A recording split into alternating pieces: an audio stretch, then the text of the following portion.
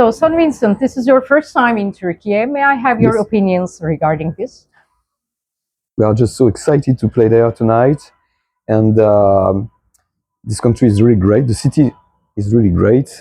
Personally, I've been here for 1 week just to discover because I was very curious, and I just really love the city. So tonight is very exciting.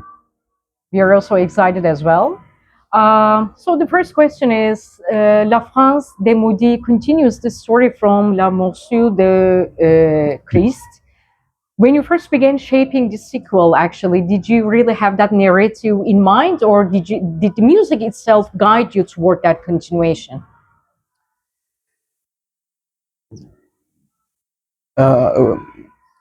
We didn't have it in mind. About the concept and the idea,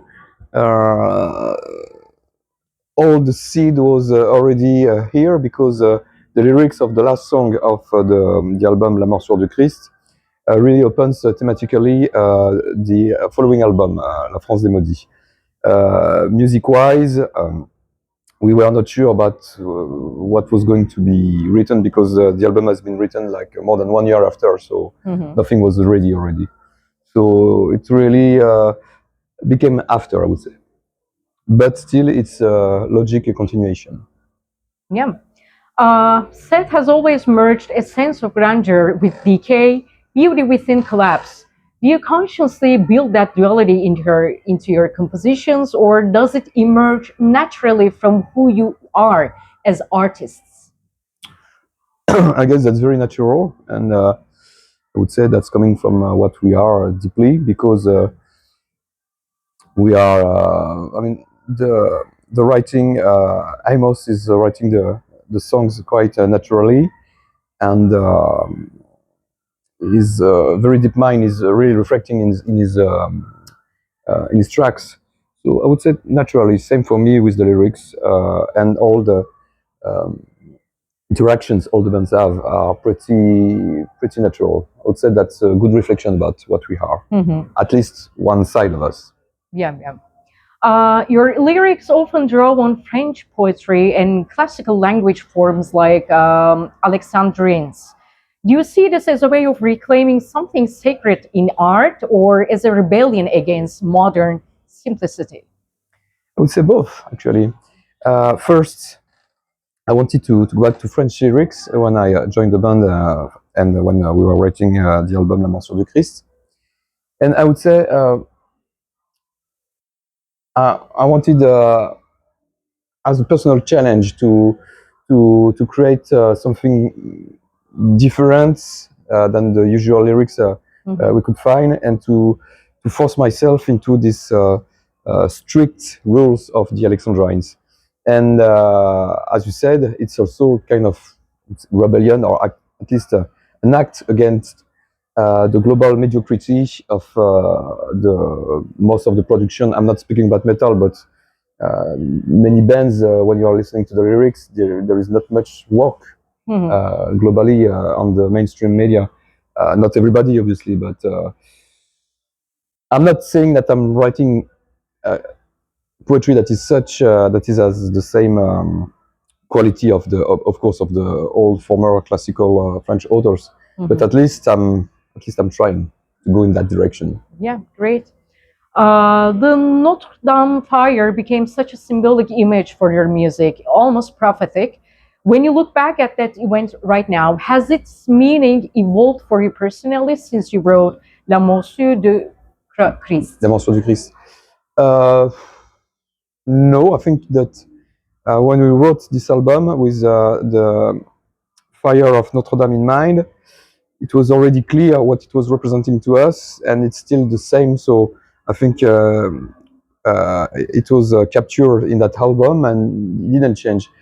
The concept changed and evolved with the new album La France démodie, but from this very strong event that happened with Notre Dame de Paris, I think it's still the same, and that's the force of the album, I would say, that capture the spirit and that stays consistent.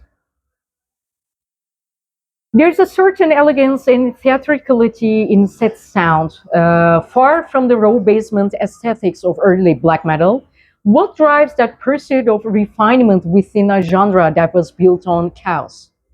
Sorry, I didn't. The last. There's a certain elegance and Yeah, okay. theatricality in Seth's sound, far from the raw basement aesthetics Yeah. of early black metal. What drives that pursuit of refinement within a genre that was built on chaos? Um, can I just read the question, the end, Sure. to be sure? I'm sorry. Mm.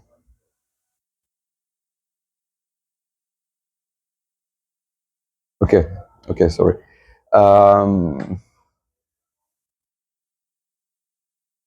Even in the early black metal, there was not just, I mean, talking about obviously the second wave, there were not just bands that were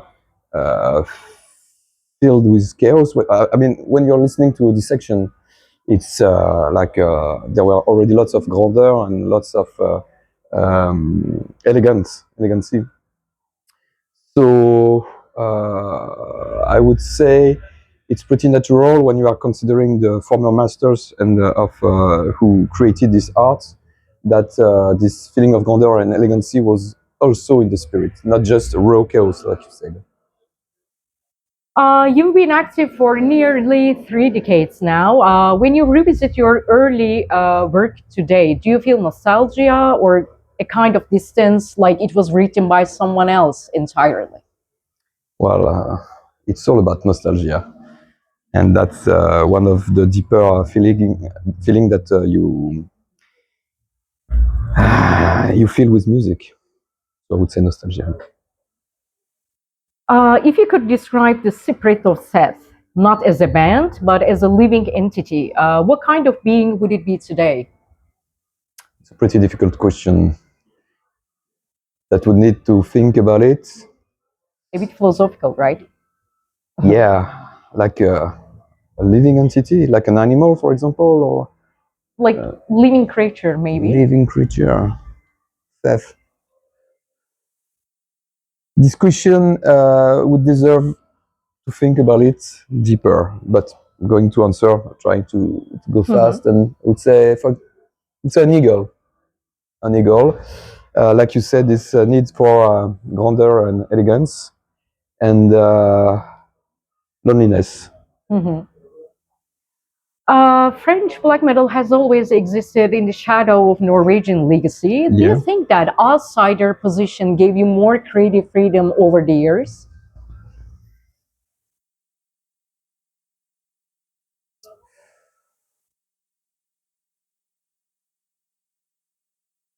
The thing is that we have always felt to be free, but the thing is we needed to go back to the past when we wrote La Morsure du Christ, because we are celebrating just before the first album, and we made like it was the 20th anniversary of the first album, so we made some live, and because of that we all felt we all traveled through the past and lived again the spirit we had back in the days. So we continue this music because we get lots of pleasure to do so. And I would say, in a way, we are not that free because we are following we are not experimenting. We are pleasuring ourselves by recreating the spirits still. So the final question is, you have said art is both a blessing and a curse. In your own life, which side of that duality has been louder lately? A curse. But well,